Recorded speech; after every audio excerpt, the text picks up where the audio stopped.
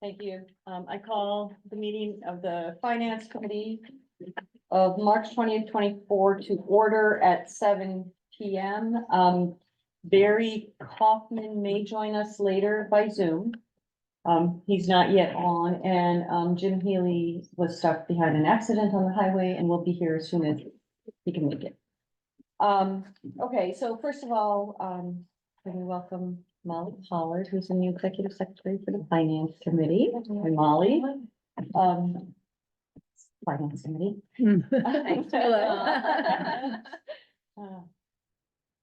All right, any citizen requests to address the Finance Committee? Seeing none, approval of minutes of prior minutes. I don't think we have any that were distributed that have not been approved. We'll be working on those next week and catching up, between Molly and Catherine and. All right, annual town meeting articles. We are going to take the articles a little bit out of order. So we're going to address the Pollard Middle School feasibility study first. Thank you.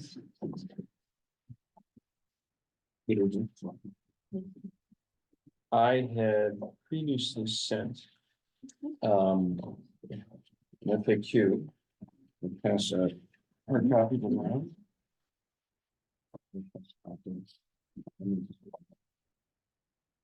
That we hope details a lot of what we know right now about the project. I'm happy to really try to answer your questions. I guess the big picture is that the MSBA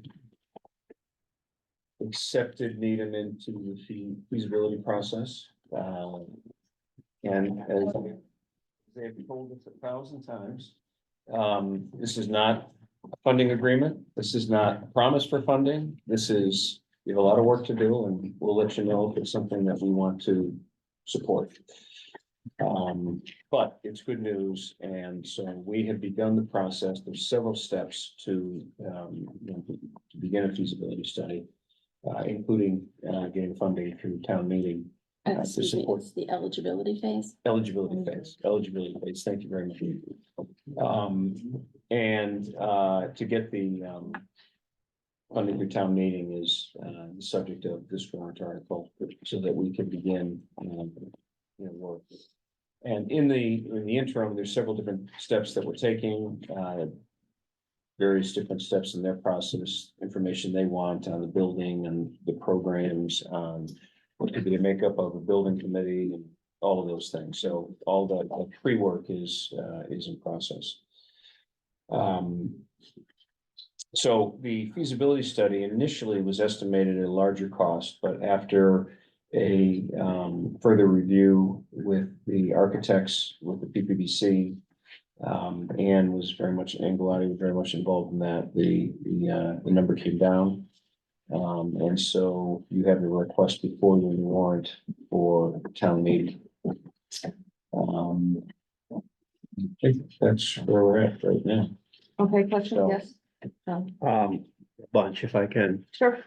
So the first one, Dan, can you break down for the 2.75 million, what are gonna be the deliverables and approximately what portions of that are going to whom for what? So we have that in a previous document. But I don't remember that. This is like the other version of it. Yes, and then we can also spell it out for you too. We had it in an earlier document. Tonight.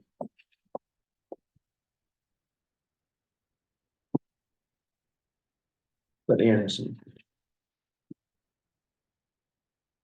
There's something that's available on the website, no, it's something that we sent to, I believe we've sent to the finance committee before, but I've got we'll have to resurrect it and resend it.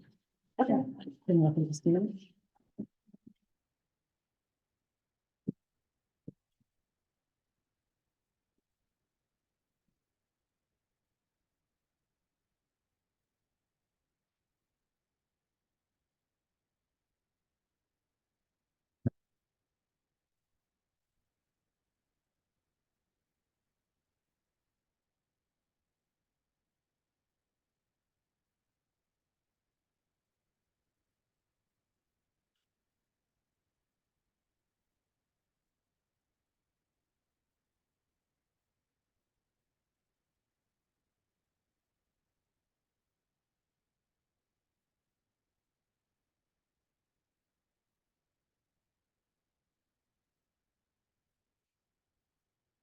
Want to go with additional questions? The next question. Okay, Ryan. We'll get back to it. okay, then the next question is what, so in other words, kind of work me through the time period from this, let's say approval in May over the next 2 years. What are sort of the milestones? What are the things we're gonna be receiving, when, and just kind of, give us a timeline over from May going forward. So in the question number 12 in the FAQ, kind of details some of the key dates.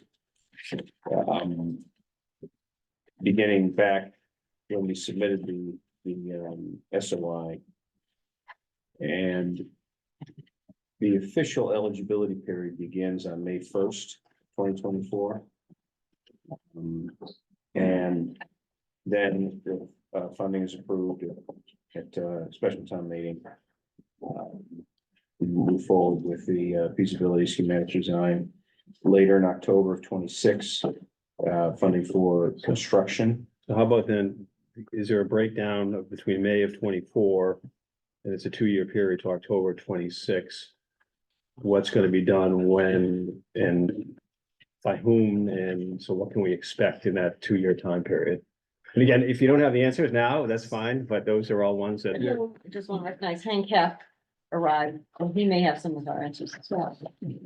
There are multiple steps. There are multiple steps. And Was your question? those, we have to follow the MSBA process. So the very first step is to appoint the OPM.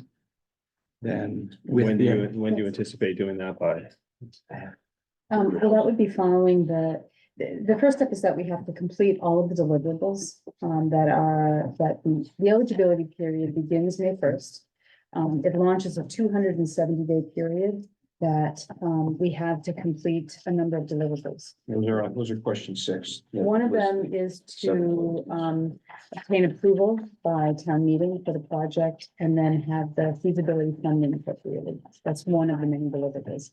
So, but the first one, approval, town meeting's approval for the feasibility It's study. it's money for the feasibility study that we will do in So partnership. that's with what we'll Ms. be doing in May. That's one of the things we'll be doing in May. Okay. Immediately after the feasibility or the eligibility period starts, we also have to submit some enrollment information. There's an enrollment deliverable. We have to deliver information about our maintenance policies and plans and the amount that we spent. We have to provide them the preferred makeup of the building committee for the town, and then we have to sign something. It's a certification statement that says that we'll comply with all of the laws. And as soon as we finish that, and our plan is to do that immediately. We're working on those items now, so that as soon as town meeting is able to appropriate the funds, we'll be able to submit the information, and then that will go to the MSBA Board of Directors. The directors then we would be eligible for the directors to then vote us and invite us formally into the feasibility study period, and that begins module 2. And that's where Hank jumped in. That's the period where Hank jumped in. That period, you form the project team. Module 3 is the actual feasibility study itself. And during that feasibility study, you look at a number of different project alternatives. there are two parts to that. First is defining the program called PDP, Preliminary Design Program. And then the second is the PSR, which is the Preferred Schematic Report. So during Preferred Schematic Report, we go through and look at all the other options, and MSBA will require us to look at a totally new construction building. They'll also require us to look at an ad reno and various other options. So even though we do have a master plan, we still have to revisit all those issues with them. And then coming out of that process, we have a preferred schematic, which they then have to sign off on. The board has to sign off on before we're invited to schematic design. And then schematic design, they go through a very detailed schematic of that preferred option. And also a very detailed cost estimate of that preferred option. And that preferred option and the cost estimate then become the basis for funding the project with the project funding agreement, which is the PFA. And then that also has to be approved both by the town and by the MSBA before we're invited into detailed design. And detailed design will Well, likely, that would be essentially your construction documents. yes, but DD first. So when you say schematic for this part, is that kind of akin to, what we kind of call, kind of the first step of design, conceptual? It is, but it's pretty detailed. Okay, but it's not something you can construct off of. No. Definitely not. So, so that all the activities you just described will be taking place in this 2-year time period between this May and October of 26. Correct. And then what are the deliverables will be coming in phases or in parts during that 2-year period? Mhm. Okay, Well, we had, when we had done our capital planning, we actually thought that the MSBA's process was going to begin earlier, potentially last December. So the schedule that we developed, and that was part of the capital plan, was sort of working off that date. The MSBA for the first time established a sort of phased entry for its eligibility period. So we're in the second round of districts that are becoming eligible for that period.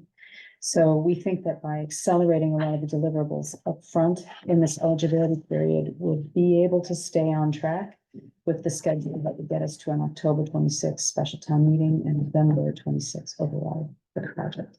And the difficulty in the scheduling is we typically, at least for the board meetings, need to submit all the information they need 2 months in advance of their board meeting. Mhm. So we've got to factor that into the time schedule. So in many instances, it's hurry up, slow down, hurry up, slow down. But that's what their process is. so would the expectation be that in October of 26, we would have a kind of a conceptual design that everyone will be able to look at and touch and talk about, And budget. and then a budget for that.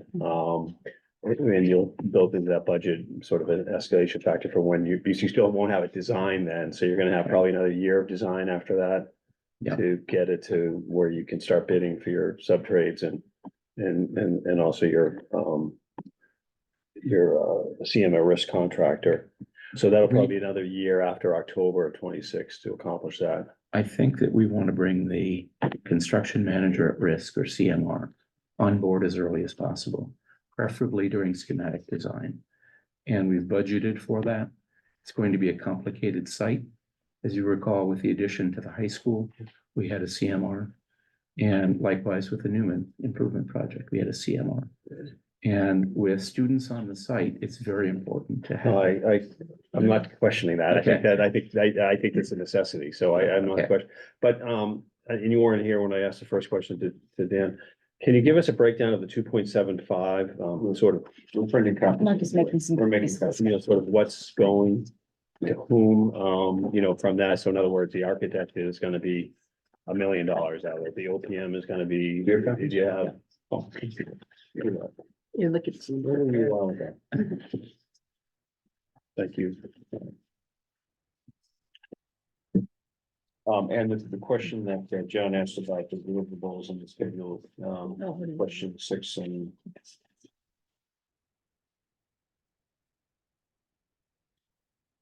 Six and 12 in the FAQs. So this 2.75 is basically is designed, for lack of a better word, to get us these services, which will be taking place in that 2-year period between May of 24 and October 26. Correct. So we're not anticipating any, at least right now, needing any additional or other funds in that 2-year time period. Now, we do have, well, we reviewed this with, we compared it against other projects that the MSBA has, and they have a lot of data on their website. And also discussed it with the master plan architect, who has a lot of information and has done this with other similar projects. And what they pointed out was that the importance of having these additional services, test borings, geotechnical information, hazardous material sampling, all of the traffic studies, so on and so forth, are very important because by having that data going into the schematic design or part of the schematic design, we're then able to be a little bit closer in terms of defining what the unknowables are. And as we go through design, we want to gradually reduce those unknowns. Because that's where the contingency goes. And your sort of big ticket items on this, which I would consider, you know, the design of feasibility, design of schematic design, the OPM schematic and feasibility, the numbers you have there, that are they based off of construction costs? Are they based off of estimated hours of work to be performed? So, for example, feasibility, PDP, PSR, 825,000. How was that arrived at? In other words, why is it that as opposed to 500,000 or 1,500,000? We had started off with a percentage of cost of construction and overall project cost. And looking at that, which built in a lot of contingency, we felt that was too much contingency when we were at the 3.9 range. So we went back and asked the architect, you know, what is the, and we also had some preliminary discussions with MSBA. And when we don't even know who the architect will be until we go through the designer selection board process with the MSBA. But we believe that this is certainly within the range. And if anything, it anticipates some of the underfunding things, that 467,000. What they've seen on other similar projects is that sometimes those extra services are not sufficiently funded.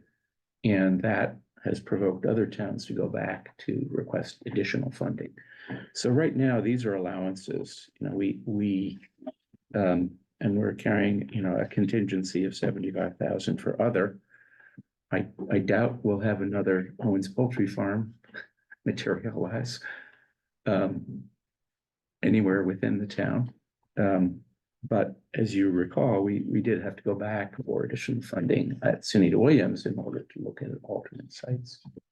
I think that we're comfortable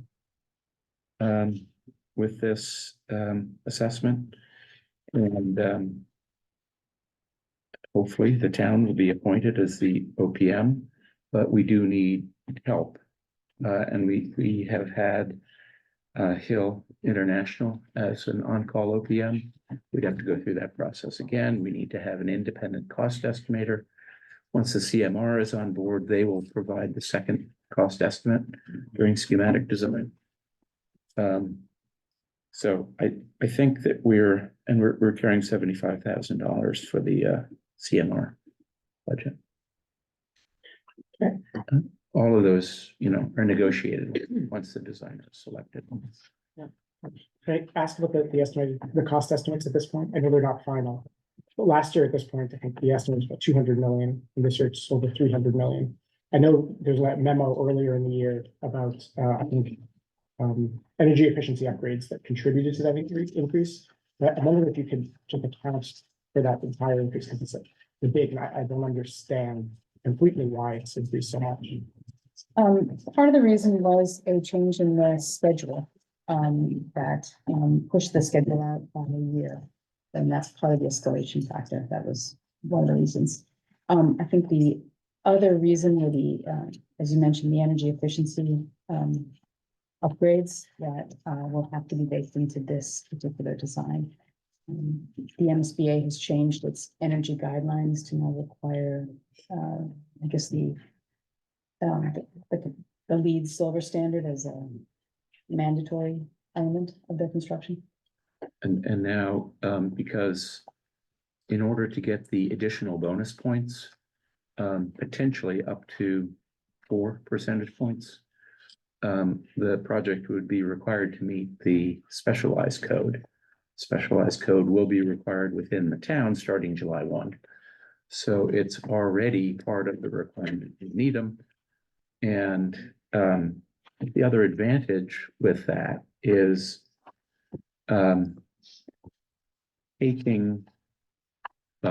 it means that on a project of that scale, if you add in 4 additional reimbursement points, each point is probably worth $500,000. And likewise, in City of Williams, we got 2 additional points for the capital maintenance procedures that the town has in place. And I think they're very impressed with what Needham can do and has done. And we were able to get those 2 additional points. But as you recall with Sunita, there are caps on the cost per square foot reimbursement. And where projects have escalated a lot since Sunita Williams was constructed. And the MSBA has ratcheted up their reimbursement rate to $605 per square foot. But any unit cost above that, and many of the projects are coming in at $700,000, $800,000, $900,000, $900 a square foot. That was another significant reason for the increase. The master plan was based on $360 per square foot. Dorn Whittier updated their estimate to $560 per square foot. The MSBA is now reporting on their website average construction ranging from $650 per square foot to over $1,000 per square foot. So part of the increase was not only sort of an expansion of the schedule, a lengthening, more conservative schedule, particularly for the 3 summer commissioning part, but it's also the increase in dollars per square foot, as well as the energy issues. So the current $313 or so million estimate, should we think about that as a ballpark, a ceiling, a floor? Well, it's based on $560 per square foot escalated to the midpoint of construction. So hopefully that should be accurate, but as if, construction costs continue to outpace that, that number could change. I think it's important to note that we'll have to go through all of the different scenarios. We're not going to be able to just start with the master plan scenario. We're going to have to look at total reconstruction, renovation addition. We'll have to look at probably the current configuration of grades 7 through 8 applied. And then the school committee will have to articulate the programmatic benefits of consolidating 6 through 8 on that site, if that's what we want to construct there. But I think then the answer is that we should use it as a ballpark. I think for It now, could the be- ballpark is, Yeah, I think that would, yeah, okay, just given the volatility where right. things are. Go ahead. Hank, on the, will it be in this part? Or in the actual design, which would take place after October 26th, where the things like, zoning implications, special permit applicant, how much parking you need, wetlands, what can that site handle, I guess, in simplest terms? Will that all be played out and investigated and studied and concluded in this feasibility studies stage, or will that come later when we actually get to the design? We will certainly have preliminary discussions with planning, with conservation, with but the actual permitting and submission for permitting wouldn't come until DD. So the part of the reason for carrying that traffic study fund is so that we can do a full traffic study during schematic design, once the preferred layout is done. And while they're doing the options, they will have to be assessing what the zoning requires and look at how to accommodate the parking associated with that zoning. We will also be looking at the opportunity for additional reimbursement through Inflation Reduction Act funding for things like geothermal. And what we are hearing from other districts is that with all of that additional funding, for potentially 4% added on, plus the IRA and other funding sources, that it can be. I was at a conference today, they were saying in some building cases, it's actually less expensive to put in those technologies on day one compared to getting no reimbursement for putting in gas or oil fired furnaces, which you get no reimbursement for at all.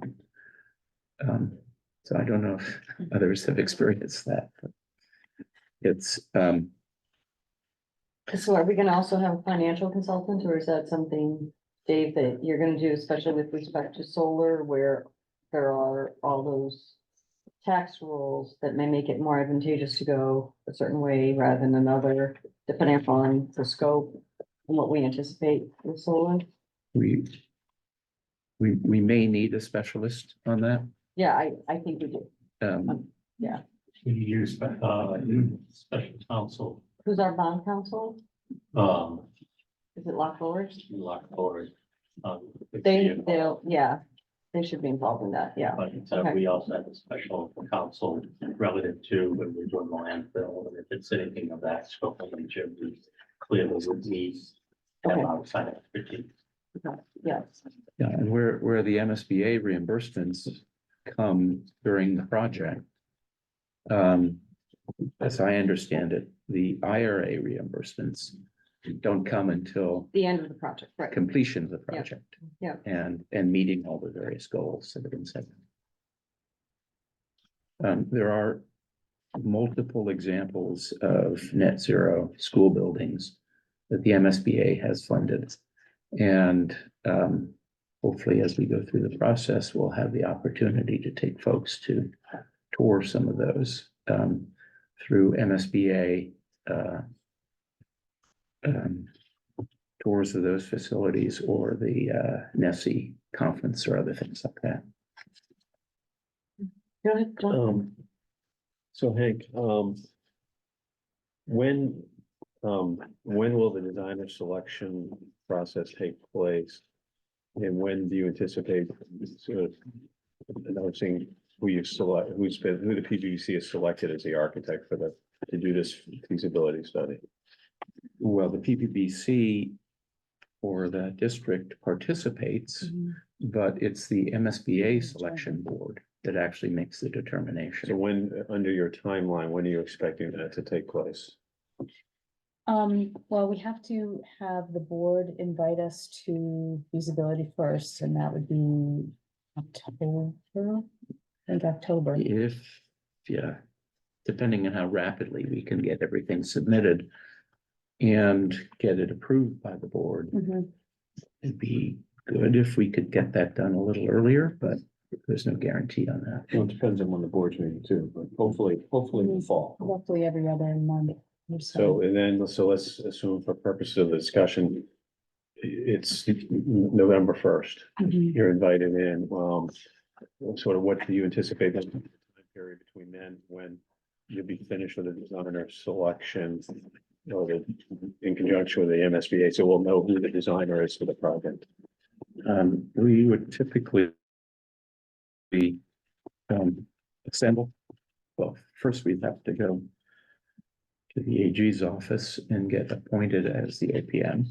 All right, so I'm just focusing on the architect, the Well, the design, because the OP biggest amount we're paying here is $2.1 million. And Yeah. it's gonna go to the architect, right? So when is it when we expect we're gonna have the architect? I would hope we could get that on board by the end of 24. Oh, yeah, November, December, Yeah, at the latest. and depending on the board, but Yeah. the MSBA. And that's why we're pushing To get these. to get all these initial submittals done. No, I understand. So they're gonna have a lot of work. So of the two, just using that number, the 2.1, none of that will really be dispersed until that occurs. So we're probably not we're looking to start dispersing that money in January of 25. Right? It could be, right, maybe a month or two earlier. I would hope earlier. Yeah. I would hope earlier because. Yeah, we need to move rapidly. Yeah. To get to October of 2026. And have there been discussions, in planning purposes of, is it realistic to think that whoever is selected will be able to do $2 million of work in a year? I think that's been our experience with feasibility studies, that they've usually been completed within the year for MSBA projects. Yeah, I mean, we don't know the workload. I mean, that's one of the. I know when I've sat on selection, that's one of the key questions. What's your workload? What are the projects you're working on? And what's realistic that you can complete? And can we see what you're working on? And who are you gonna have work on this project? I think one of the things that is in our favor here is that there is a pretty extensive body of work studying power and documenting a lot of the conditions of the building. And I think that was one of the reasons. I know MSBA cited those reports in their when they discussed being invited into it.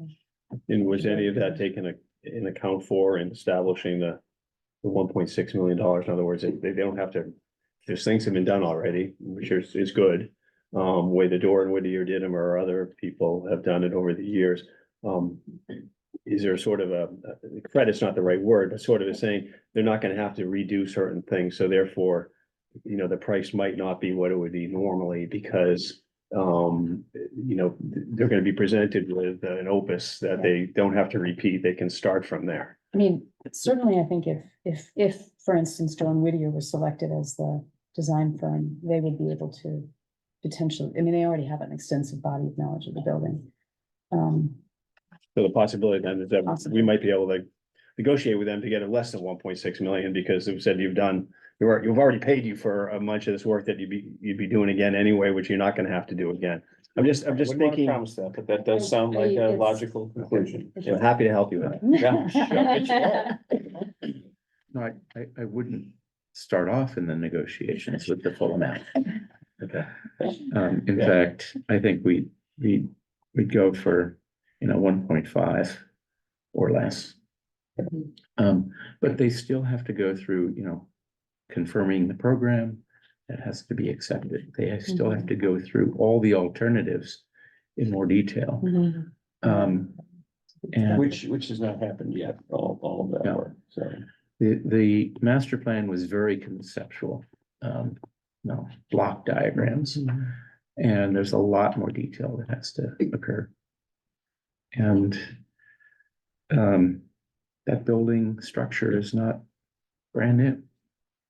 And it very likely will not meet contemporary codes in many instances. So just renovating it may not be an option. And that assessment comes out during schematic design. Those are my questions. Thank you. All Thank you. right, other members have questions? I have a question about the description in the warrant. There's a reference to 20 to 22% reimbursement. I don't know who's the author was of that. Seems no. I haven't seen the warrants done. Right. Dave, you know? I don't know. So I think that's referencing the effective rate of the Sunita Williams project relative to its construction cost. No, That's and a it's good one. also much lower than Sunita Williams at everything that's published. Well, that would be the effective rate of the total cost, and there are many, the reimbursement rate starts at 31%. Right. And then you have those incentive Right. points that it can, but then there's a whole range of costs that are ineligible for reimbursement. So, my reaction was, why do we have so many ineligible costs?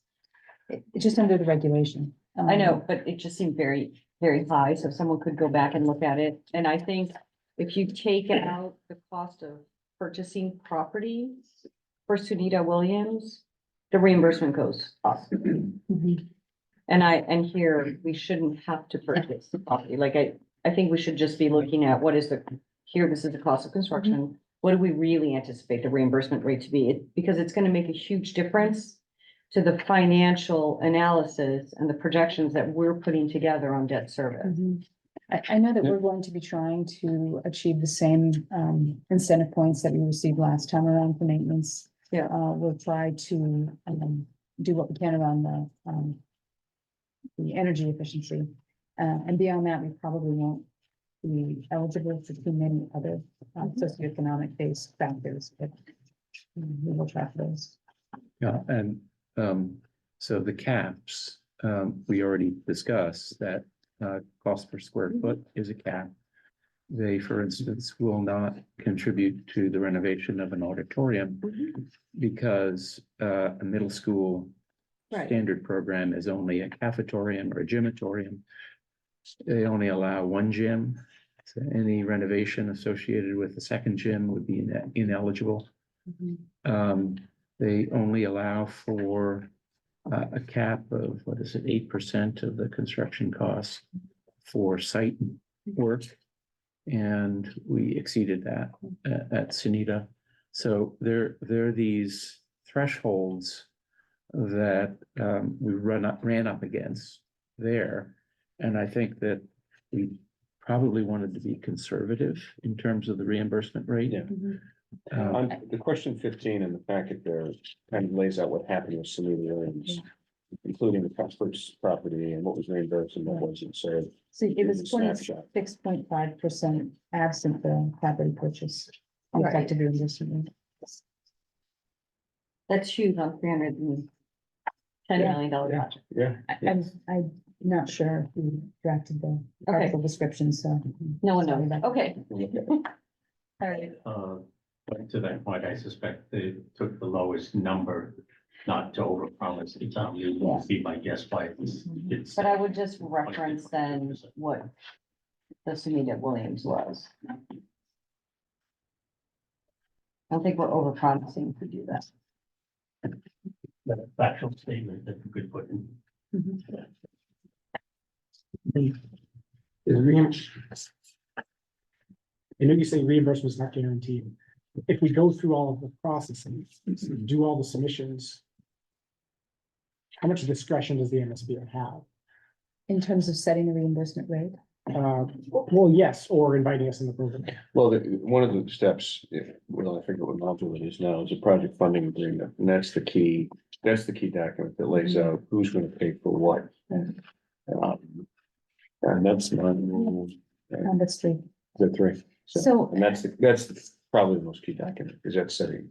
I think the expectation is that if Needham is able to reach all of those eligibility milestones, then we will be accepted. I don't know that we are expecting not to be accepted. And as far as setting the reimbursement rate, there's a statutory formula that the MSBA has to follow. So there's not very much discretion there. Where there might be more discretion is around things like, for instance, the auditorium. Typically, that is not reimbursable by the MSBA, but to the extent that you can show that the auditorium is integral to the program, because there was programmatic content being delivered on the auditorium, then you may be able to receive more favorable treatment around whether some or all of those costs can be reimbursable. So I think there is some discussion as far as programmatic impact on the overall scope. And I think Hank, you can probably speak a little bit more to that, because that happens at Sunita as well. That happened at Newman. At Newman as well. At Newman, yeah. Yeah, at Newman, they did not reimburse for the theater. Because the theater is not part of an elementary school renovation, but since they will reimburse for a stage as part of a cafetorium or a gymatorium, we might be able to get a percentage reimbursement for those elements that are associated with the stage. Because there are classes being delivered on stage now. Thank you. Any other questions?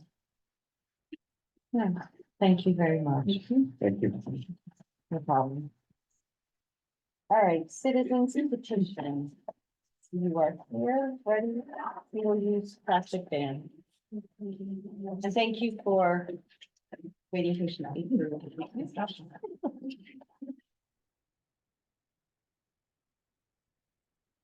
How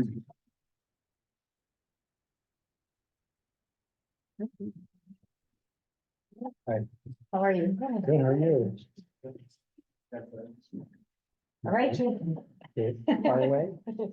floor is yours for a couple of minutes, and then we will have our question. Absolutely. You wanna start, then I'll chime in? Yeah, Yeah. why don't you introduce yourself? Yeah. Sure, so I'm Kathy Reyes. I've lived in Needham for about 12 years. And I've been involved with the Green Needham team for about 3 now. I'm also involved in a national organization called Beyond Plastics that kind of works to reduce single-use plastics, pollution and production as well. Yeah, and I'm Rob Fernandez. I've been in Needham, lived in Needham for about 16 years. I'm a town meeting member, precinct G, for about 4 or 5 years now. And work with Kathy on the single-use plastic bag ban that was passed at last year's town meeting. And have been working with Green Needham for a while as well. Okay. So we have a new citizens petition in place that would increase the amount of expand the ban on single-use plastics. And we've drafted it in 2 phases. Phase 1 would be to ban polystyrene or styrofoam containers, plastic straws, unless they're specifically requested by patrons, plastic stirrers and plastic splash guards. And then those would go into effect on January 1st of 2025. And then phase 2 would be enacted on January 1st of 2026 and would include single-use water bottles of 1 liter or less. So that's kind of the basic bylaw. I do have some, additional statistics I'd like to share. Okay, yeah, briefly, and then we had also talked about the NBA, right? The NBA had I thought you were getting in touch with them regarding their, wasn't it the NBA that had an objection? Oh, Greg Friedman Yeah, and Oh, his oh, email, yes, and we have been in Yeah, touch with okay. him. okay, so Yeah, we can talk. talk about that as well. Absolutely, Yeah. yes. So I have some copies there, if that's good enough, but Thank you. yeah, so I can touch on the chamber a little bit first. The chamber, not the prison associate. That's- Yeah, they yeah, the changed their chamber, name. yeah. Yeah, we- So we did put out a survey. I'm sorry. We did put out a I have survey. the copy here. Oh, perfect. That, it went out last week, through JP, but something happened and we didn't get any responses. I was giving people businesses a week. And I didn't have any responses as I was compiling them over the weekend. So it got sent out again on, Monday afternoon. So at this point, I have about 8 responses, but not really enough to come, to come to you with good data. I haven't had a chance to do that yet. Based on kind of the overall feedback from the chamber, they seem to be completely fine with the initial phase 1 ban on the items that are listed there. There was some pushback on water bottles because businesses were concerned about potential lack of revenue. There are about 24 different towns and cities throughout Massachusetts that already have a single-use plastic water bottle ban in place. Many of them are on the Cape. And I've been reaching out to some of those towns and cities to see what the kind of result has been anecdotally. There's no like big study that has been done to kind of verify what the revenue loss might have been. Anecdotally, many of the stores say that they were definitely concerned about that initially, but they've modified or pivoted and that it's kind of a moot point at this point. So, one of the stores said that they're a pizza shop and if they were, their margins are on pizza. And if they were worried about water bottles, then they'd have to change their business model. Was what they were saying. Another concern that has come up from the chamber is that that people might choose other sugary beverages over water, and the idea is that, water is super healthy, and so we're kind of here today to say that water in plastic bottles is not really a healthy option. There have been studies that have come out that show there's large amount of microplastics and nanoplastics in the water that is specifically in plastic water bottles. And then another study was just done this March from the New England Journal of Medicine that showed that a link of nanoplastics to heart disease, heart attack, stroke, and early death. So, drinking water from plastic water bottles is not necessarily a healthy solution. Our proposal is looking to help retailers sort of switch to alternatives, like providing water in aluminum cans or glass bottles, which again have been kind of adopted on the Cape, so they are available through distributors and things like that. So that would still be an option for people if they were coming into a store. It would just be in a different container. So. Yeah, and I was gonna just add too, we certainly understand that proposing a phase out of plastic water bottles is ambitious. But before filing the citizens petition, we looked at a number of other single-use plastic items and looked at potentially phasing out others, proposing that they be phased out. And maybe that will be revisited at another time. But we went forward with this selection because they all have, as Kathy mentioned, alternatives.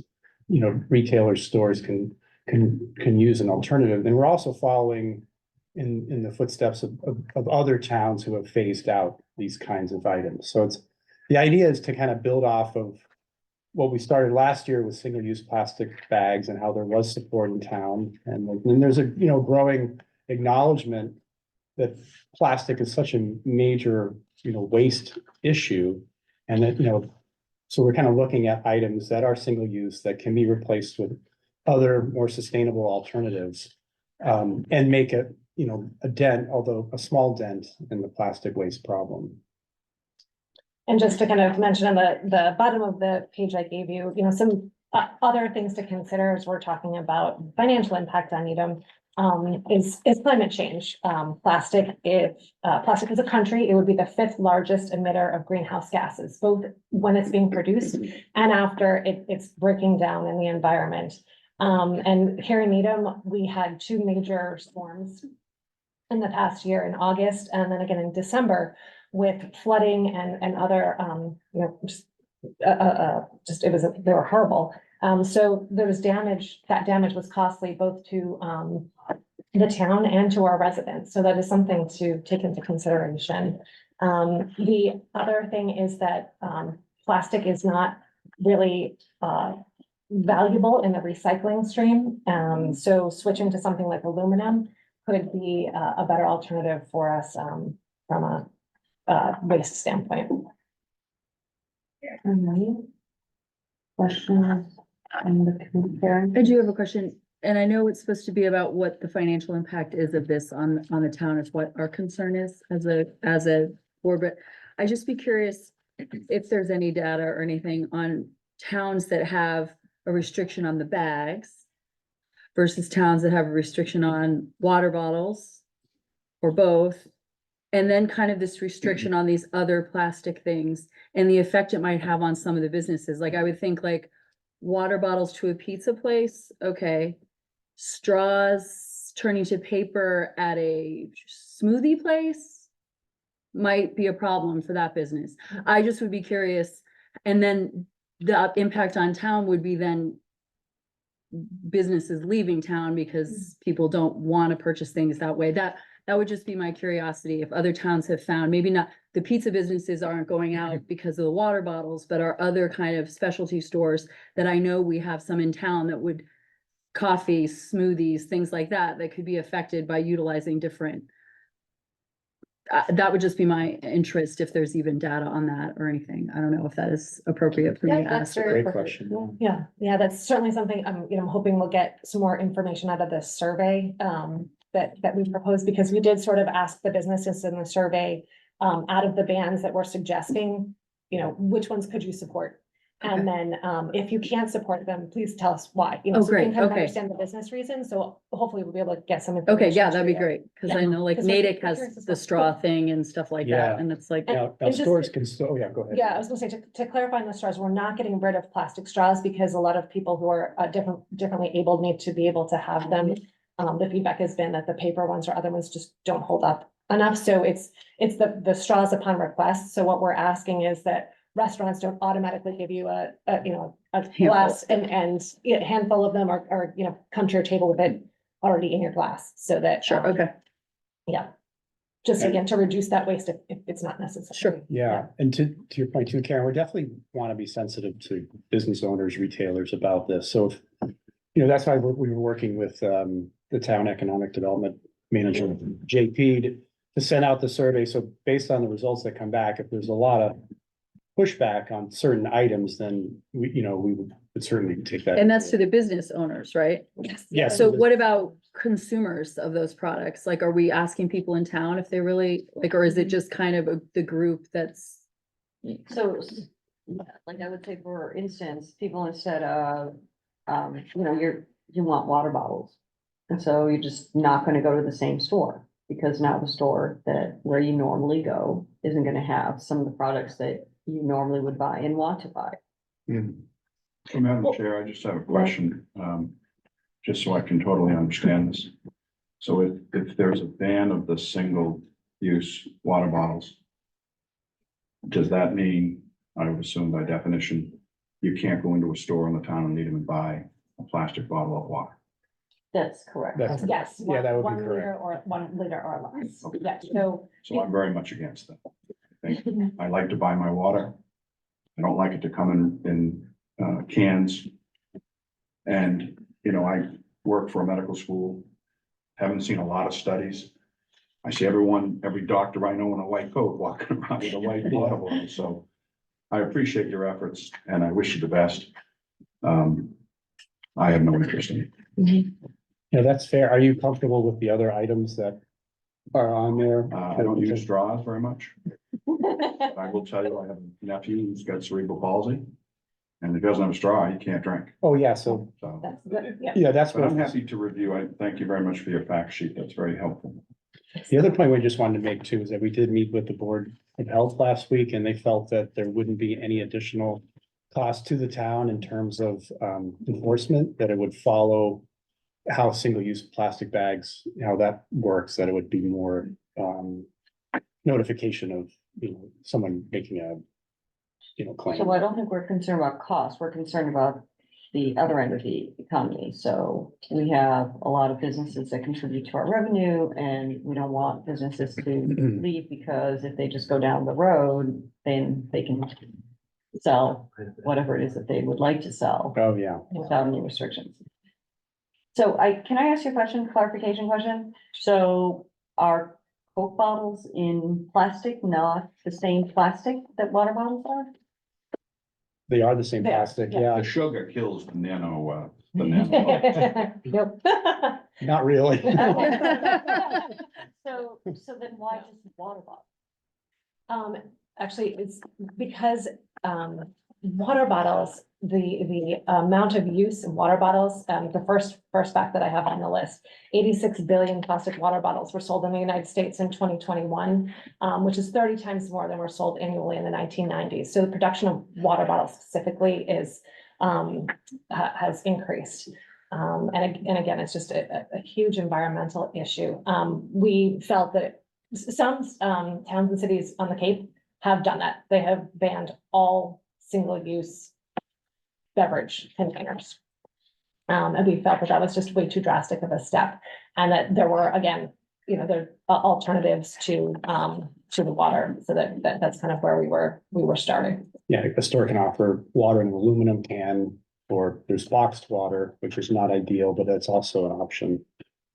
So there's, you know, it's the idea of there being a kind of ready alternative, and you're certainly seeing more and more in other places. You know, I was just in the Los Angeles airport last week and you could not find a plastic single-use bottle of water anywhere. It was all aluminum cans. So I think it's, you know, Another reason not to go. to it's a nice state. I have one question. In towns that have adopted the single-use plastic water ban, has it caused the town itself, the municipality, to actually then start constructing networks of, you know, water fountains again, or like water bottle dispensers that you would find that you find in schools? I mean, does the town have to then, because there aren't Create really water infrastructure. fountains any longer, right? I mean, you can't really go to a park and find a water. Do you remember the water fountain? They don't, discussion? there's no more wells. They don't use the, bucket anymore. So. And I and guess they that's- still are, like Greensfield has a bubbler there, but it just depends on whether it works or not. Or maybe you want to drink So, water. but in the towns that have, So it sounds my I just question is went by the that in, baseball field. in I the thought- towns that have adopted they these then? like single-use plastic bans, Yeah. have they then had to Yeah, it's go possible. and construct? They have, in some cases, they have added, we're very fortunate in Massachusetts to have great tap water, which is regulated. So they have installed, water fountains, bubblers around. Some of them have also created programs where they have, on their town site, a map of different restaurants that are willing to fill up use your refillable bottle and fill it up for free with tap water. So there have been alternatives, that other towns have used, yes. Yes. Yeah, great question. The fee schedule, there's a graduated fee.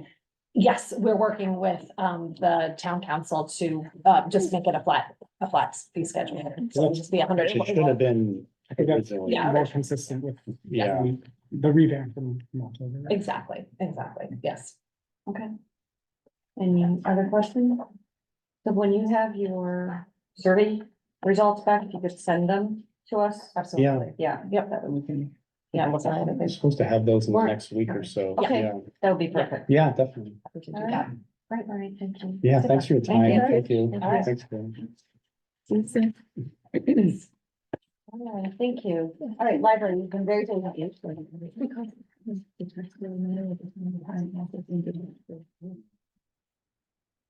Yes, yes.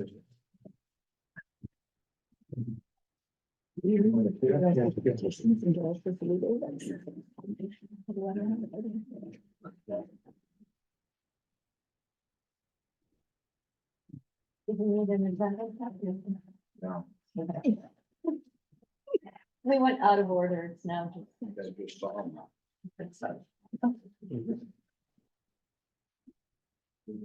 Okay, that will not be you.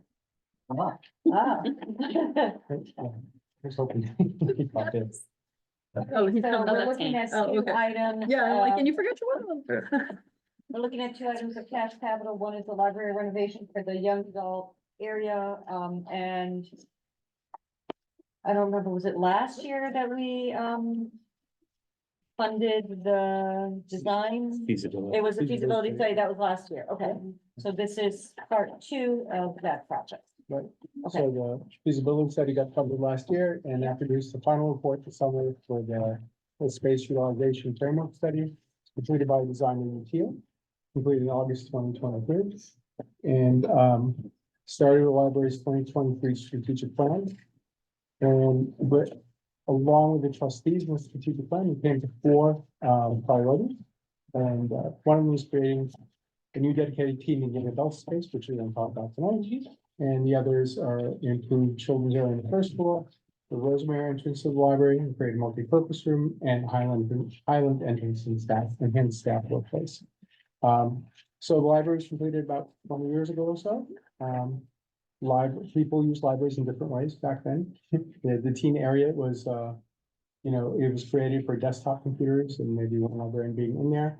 Of course, over the last 20 years, most students come into the library, have their own laptop. There's barely any space for them and they spread out all over our second floor. I would say they're one of our largest user groups. And it also creates a little bit of friction with our adult users because that also creates a lot of noise. They're well-behaved students, but for the, they're teenagers and it gets a little loud. So that creates a little bit of friction, and that sort of necessitates the need to sort of try to accommodate all this from where the space studies from. Right now, this young adult area is 800 square feet. What this, we're looking to increase it to 4,000 square feet.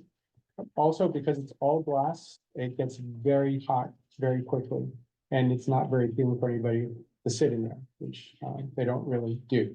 There's not enough space for the collection as well, You so. mean just because the sign says go here? Well, no, yeah. I don't think, not a lot of people look at signs, but that's okay. Them up, so. What's enlarged, and I think in your FAQs, you'll see the footprint, a couple of slides that, you know, how much it would increase it. It increase the place where, you know, students can go to their laptops, seating areas, for our collection as well. This first, phase is for the, design, total for 474,000, I think. And I'm happy, that's a quick overview, happy to answer any other questions about it. I think we covered everything. So what is the, how was the design cost arrived at? That, okay, Yeah, it's we're carrying for soft costs. Unlike the school project, we're going all the way through bidding with the architect and engineers. So that is one factor. Then there are the OPM costs, and those have to include the cost estimator and commissioning agents and so on and so forth. So it was based upon the total soft cost for this phase. And in terms of the designer, Util is when we did our original RFQ, we articulated that the designer would be eligible to continue on the project. And they've done a very good job. And so we've also got preliminary quotes from them. And so this is a combination of both the design fees and OPM fees. And those OPM fees would be ones that your department would provide. Right, but we have to bring in, as I say, we have to bring an independent commissioning agent in. We have to bring an independent cost estimator in. We will not go CMR on this one. So we have to do the independent cost estimate at each phase. Designer does one, we do the other. And then reconcile the two. So those are all, hopefully will keep us on target in terms of the overall budget for the project. It is pretty much entirely an interior renovation. I think that there'll be some parallel improvements to the rooftop unit or chiller at the least. HVAC, unit, Yeah. yeah. It's all- And what is the projected construction cost? The total, Yeah. no, That's just for the teen area. Yeah, Yes, yes. Does that include the 454? No, this is in addition to So 2286. 2286, correct? And what's the timing? Is it contemplated that that would be the design would be completed so that you'd be requesting this money a year from now in May of 25? correct. Is it expected to be debt? Yes, it is.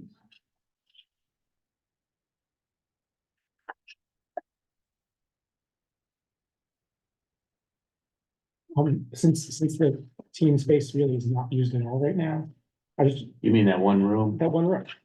I mean, It's, either in the interim, you know, while it's until it's constructed, or have you thought of opening up to the public, not just teens, to use, so that, you know, people who want quiet space could use that space? we could, it's an unusual space, and I don't know how appealing it would be to adults to use it. But certainly, that's something we would consider once we start, you know. As simple as removing a sign, I think. Well, because there are a lot of bookshelves and empty space too. I mean, I Yeah. would imagine Yeah. other things would have to change too, but. Yeah. It's a funky space with the wood, the shelves in the middle of the room. Yeah. Yeah. You know, it doesn't have a door, and it's very public, so it depend, we have some study rooms in other areas where the folks prefer because it's a little more private, especially if they're doing a meeting or they're working or a conversation, but yeah, you can certainly. It's a good idea. It's worth considering not labeling in the teen room if the teens aren't using it. Yeah. Maybe making it available for others. Sure. And how does this, so, the project is done and completed. It is the idea that the teen room will like have no sound restrictions and then the rest of the libraries will. That's hard to say this far. I mean, it'll be a much larger space, so I'm not gonna say no sound restrictions, I mean, there's gonna be mitigation for sound, for sure. Yeah, the designer is very aware of this, having done numerous other libraries. And they look at sound in multiple ways. One is to stop that spread of sound to the other areas within the library by putting in the glazed enclosure. The other is additional acoustical absorption within the space. And third, there can be white noise that is added to kind of dampen. And eventually there'll be some additional spaces that can be for small group collaboration. But that comes later on. Yeah, later on, in different phases, yeah. I was just gonna say that in some ways, this is a good problem because it's really quite a nice sight to go to the library on a weekday afternoon and see it filled, with kids doing homework and so it's something that we want to encourage and really appreciate while at the same time not burdening the other people who are looking to use the library at those same times. Really a nice sight to see if you haven't seen it on a weekday afternoon. No, I mean, I think one of the reasons why students like to go there is because there's so much space and collaboration space and in this new section, that you want to construct. I hope that that's maintained. That's the whole point of the increase from, I think, what was you say, 800 to 4,000? 800, 4,000 is. Yeah. Oh, sorry, one more. So how much space will you be losing of the? Because it's all internal reconfiguration. It's more a containment area of seating they already use during that time period. Yeah. So part of the friction is there are all these large tables where they sit at, and it abuts right by where adults will use study carrels, nonfiction collection. And even though we've tried to mitigate that a little bit with some panels and some other, audio mitigation, it still creates a lot of friction because they do make a lot of noise, especially when they gather in groups to work together on projects and collaborate. So, they'll still have the space and what happens now is there's a dead zone, if you will, because adults will move further down or further away instead of using those tables right near there. So to your point, all that space will get used. The new space, but whatever's like just outside the room, probably people will feel comfortable to go use it, rather than now, sometimes you'll see a group of adults who are working, doing something like, yeah, we're not gonna sit there, we're gonna sit anywhere else, but not over there. And I expect these are exactly the sort of questions the design team is gonna be thinking about and responding to, because they're exactly the same concerns that we all have. So they're basically glassing in No, part of it is, glassing it in, that section. And that will affect the HVAC in that area. yeah. So that's part of this consideration. But also with substantial redesign of the furniture and everything else, it's not just putting up a wall. Any other questions? Project? All right, library technology. So that is part of our, 3-year plan. This is year one of it. We're replacing 4 self-check PCs that folks can check themselves out. We're replacing catalog computers and monitors. We're evaluating and whether we're gonna replace Chromebooks and laptops and how many of those to replace. With one or the other. There's something called pay station community, that's what people pay for their print jobs. And then upgrades, so we do, I don't know if the terminology makes sense, new gaming systems, Xbox and switches are the Nintendo switches. And that's about, and it all comes out to about 47,000. And that's the first year of the cycle. I've got Danielle here, she's our IT. And then after 3 years, We'll start again. and you start reevaluate again, this, yeah. or is there a gap? I believe there is a gap. There is a gap, yeah. There's a lot of the stuff that we have was purchased in 2013. So a lot of what we're replacing is fairly old stuff. We've upgraded as much as we possibly can. Okay. And we're kind of maxing out for what could be upgraded.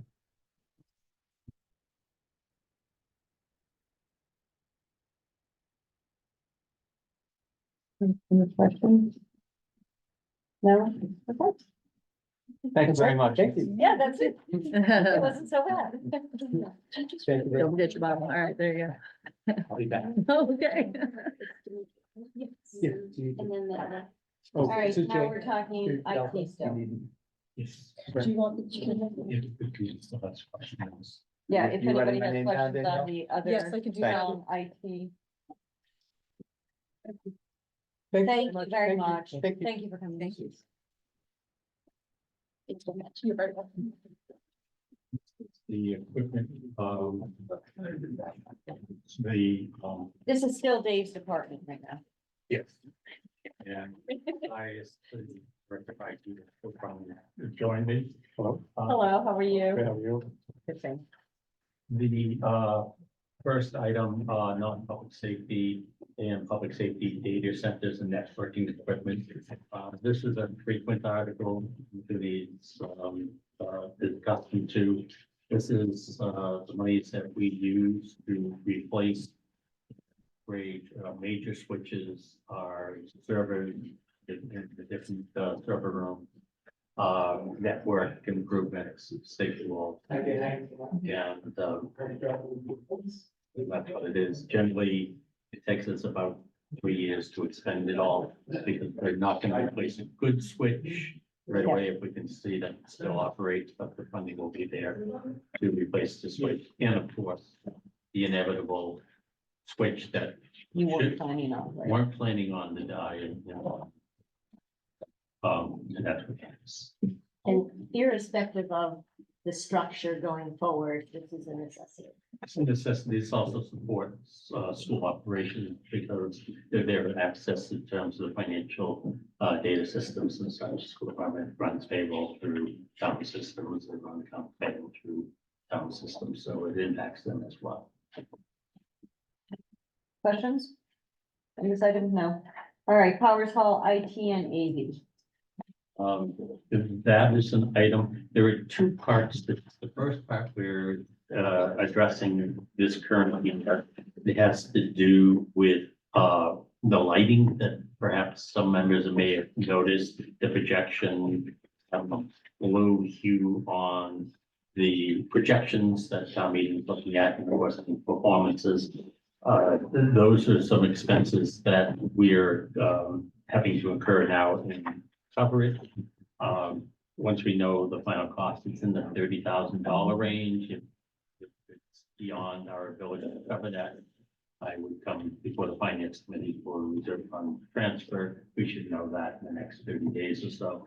This is the larger project, which involves the major projection systems, the functionality, and wireless systems. And this is essentially the equipment that was purchased through donations before, back in 2011, when we first reopened town hall. And so performances could be done, So it was purchased through donations? donations and Where are those donors now? those donors. Well, the thing is, of course, it's used by everybody else as well, including town meeting and other meetings, the projection equipment and all. The major donor to that was Madam Bank, right? when the essential.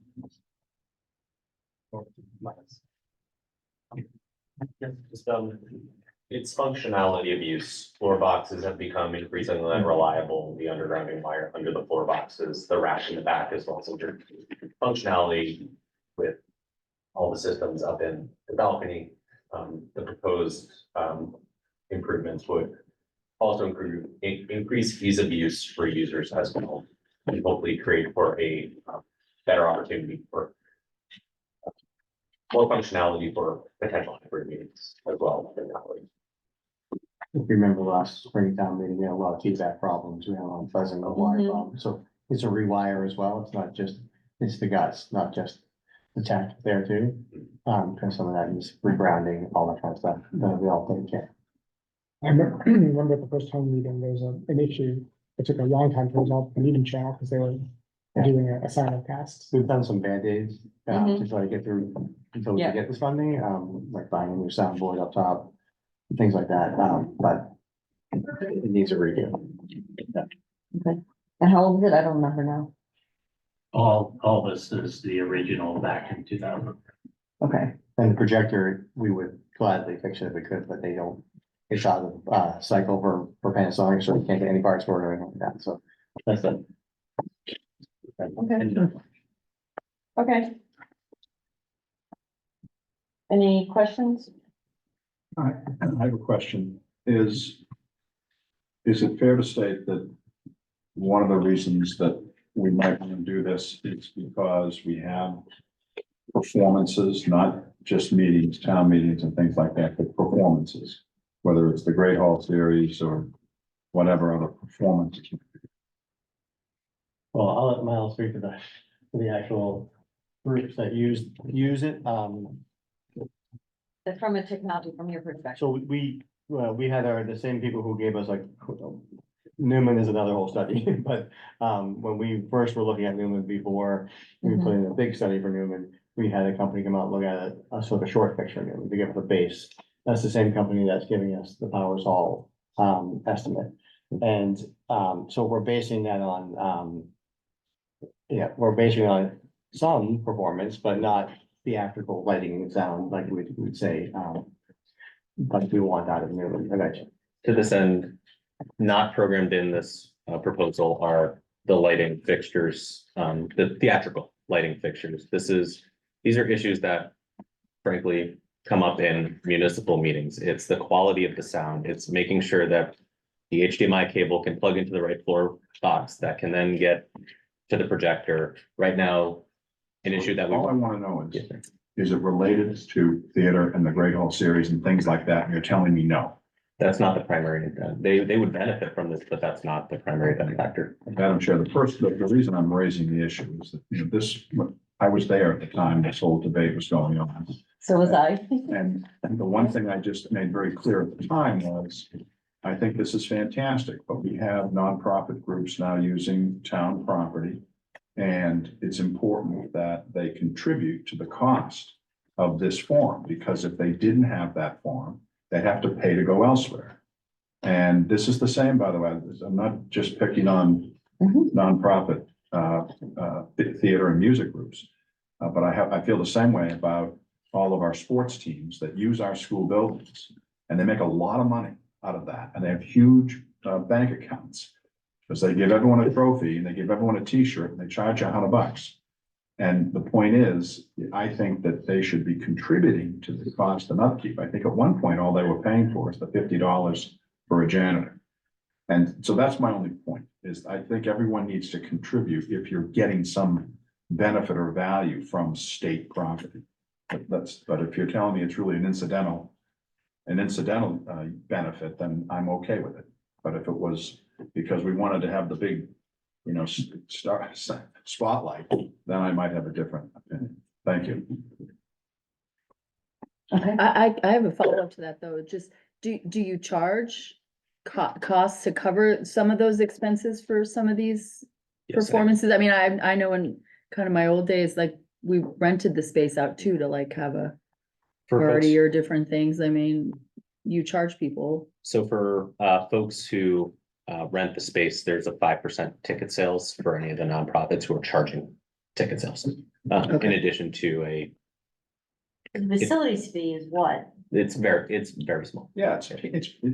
Yeah, and it doesn't Karen, cover answer the to your cost. question. It's a very, very small amount of money.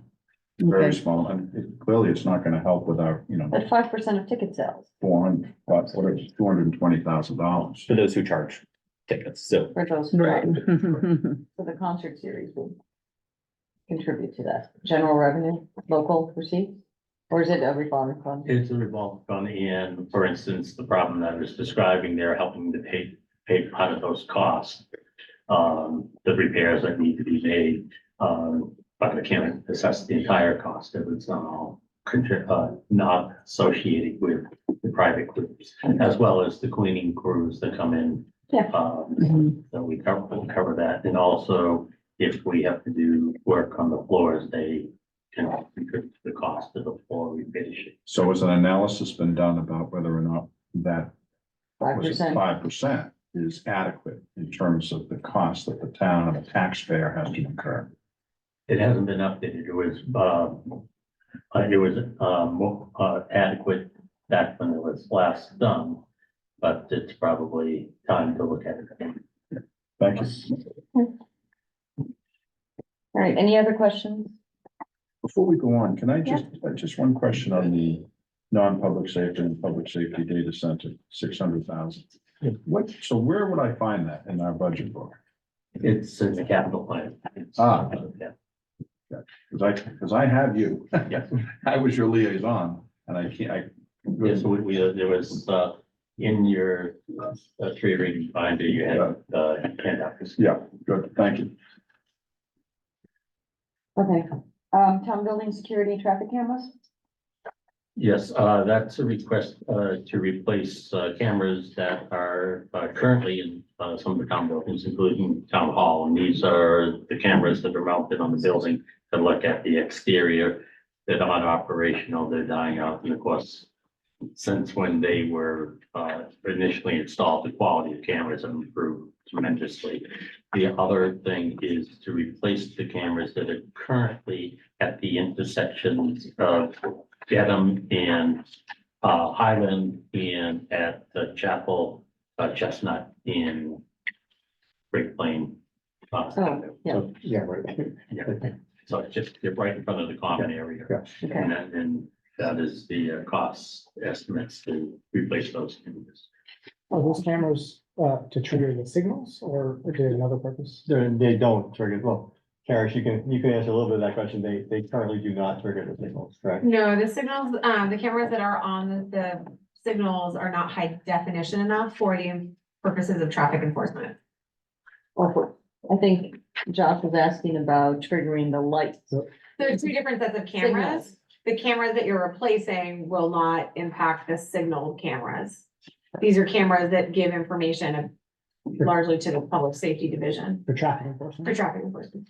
The cameras that trigger the signals for like left-hand turns, those are video detection. Those are called video detection Okay, right. cameras. These are not video detection cameras. These are traffic monitoring cameras. So is that just, like, how is that used? How's the data used, I guess? And by the public safety division, the DPW doesn't utilize that information. And to be clear, it's after the fact, they're not monitored. That's what I was- That situation, so you're not gonna get a traffic ticket because you shot through the red light. Yeah. But if you shot through the red light and caused an accident, the police can look at the video footage and see that you ran the red light and caused an accident. They do have them like, just, they're not watching, they're not actively enforcing laws through them, but if you go into the police station, you look at the video wall up behind dispatch, you'll see the cameras, they're up there, and you'll see how bad they are. We have these beautiful video walls, analog horrible old cameras that you can barely make out of a car or a license plate or anything like that, so. Out of the 9 cameras, there's only 2 that are high def, so. They're long overdue, and the buildings that we have all the cameras on, all of the servers are, out of date, like by over 5 years, so they all have out of the life cycle, so. So not all the cameras have to be replaced, but all the servers have to be replaced.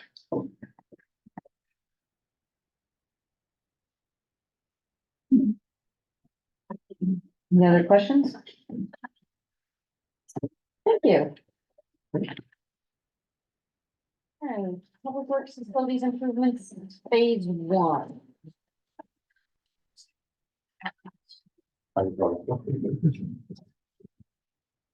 So we're on plan what? 28B?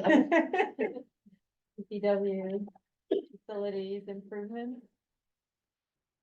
Doing it in small pieces. Um. I can give a little bit of a background of sort of how we've gotten to here, if that's helpful, or do you just need the questions? We have pictures as well, if you're not as familiar with the Why don't facility. you just tell us what the project is? So this particular project being proposed, we've broken the whole project out into phases. The first phase is to relocate the Fleet Services Division from the 470 complex into an addition onto the Jack Cogswell building that is located adjacent to the RTS. This will provide a few benefits. One is it will provide a modern facility for us to maintain our equipment. It will also take some of the pressure off of the 470 site that we currently have. So while we're preparing for phase two, we can have a little bit more physical space for our staff who works at that facility in order to. The way this project is phased out is no one project requires the next project to occur, so they can all happen sort of in their own time frame without, you know, you don't have to approve one and then you have to approve two, although we think that there's some logic to approving phase two, which would be the demolition of, the extension of 470 and relocating the staff to a more appropriate facility. Okay. This is for the design phase. So, tell me a little bit about the building that would be constructed at Cogswell. Kind of its features, square footage, projected construction costs, et cetera. I'll defer that to Hank. And have we distributed the FAQs? I don't think so. No. We're putting together FAQs. It's about 10,000 square feet. The master plan came up with a layout. As you enter into the Jack Cogswell building, it's an L-shaped building. On your left-hand side is an open canopy. Straight ahead, it's an enclosed building. On your right, there's no building. So the intent would be to continue that U shape, attach the addition to the existing building. And by bringing the part of the reason that this was selected as phase one is because all of the problems that we're having in the current 470 building. I know we have slides, maybe you can show them, of the flooding that occurred in August. There were 2 inches of rain on the floor throughout that building, offices. And fortunately, the DPW folks took immediate action by moving the maintenance bays over there. There had been a concern that there'd be too much traffic coming and going from the DPW if more divisions of DPW moved out there. But the fleet maintenance folks are they come in the morning, they work their day, and they go home. And the vehicles that they're working on are either driven in the night before, typically on a scheduled maintenance, or on an emergency system.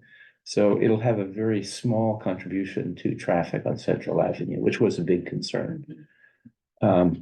We would still have to go through planning and possibly through conservation to get the approvals.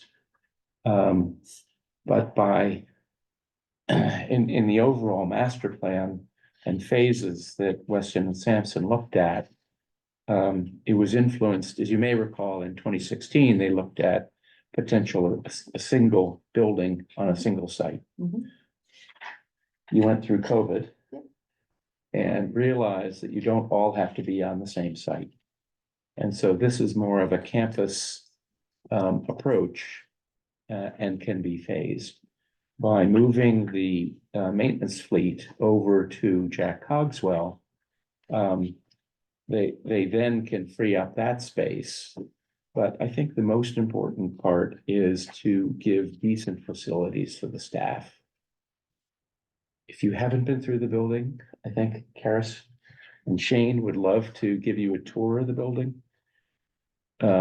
It's 60+ years old, and Mitchell School is 75 years old. It hasn't been maintained to the same level.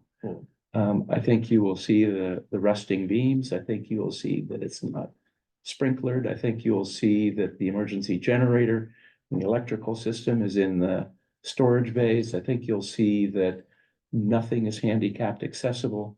The second floor, there's no elevator, none of the bathrooms are handicapped accessible.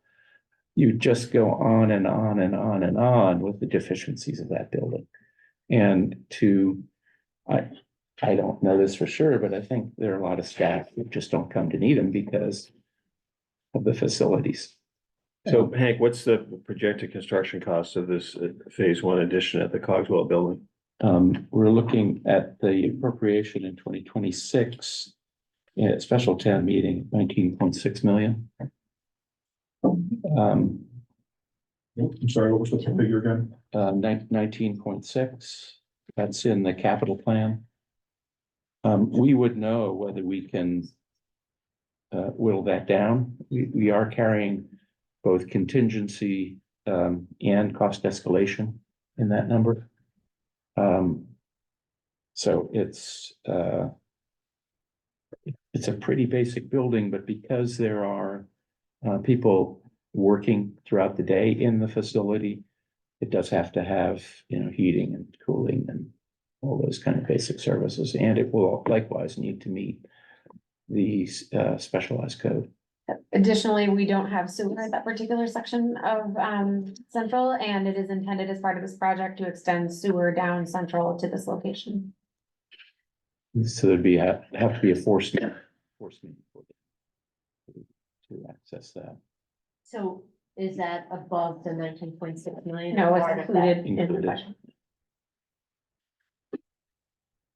I know 65 years is a lot longer than your tenure. Do you have an idea why the building wasn't maintained? I don't think it wasn't maintained, it just wasn't designed in a way that was logical for the long-term use of the facility. So I think one of the examples that Hank brought up was where the wash facility is adjacent to the electrical panel and the generator. I think. And it doesn't meet any of the NIPD's requirements because. Yeah, and correct. I think what I would say is the building was built and then improvements were made, and they were made where they could be made. And there was nowhere to make those improvements other than where they landed, which is not always logical. Yes, and even the Even size. design and Yeah. illogical. Yeah, and there's been plans, I mean, I've been with the town for quite a while, there's been plans to do something with that facility for that entire period of time. In various phases, there was an idea that you could just extend the existing building, which I think has its own challenges. As equipment gets bigger, it actually just has a physical challenge of our ability to maintain, get in and maintain the equipment. And that site is a very tight site because of the wetlands restrictions. Which is why relocating one of the portions of the operation to a secondary site will actually make it more functional.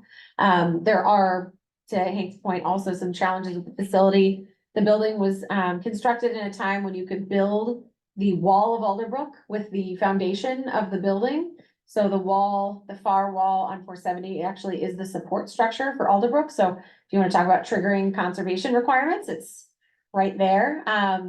So, you could do things back then that you can't do now, and they didn't think about things like factoring in ventilation, right, for fumes. The second floor was an addition that was put on afterward and was eventually determined that it needed to be vacated because of the exhaust coming up. And that's why we have the PSAB building that alleviated that issue for the administrative staff, but what we haven't done is accommodated the field staff. Separate question on the Cogswell site. I know there's the solar project that's going on. Does this impact that? So we've struggled a little bit with the solar, not from a building perspective, but from a regulatory perspective.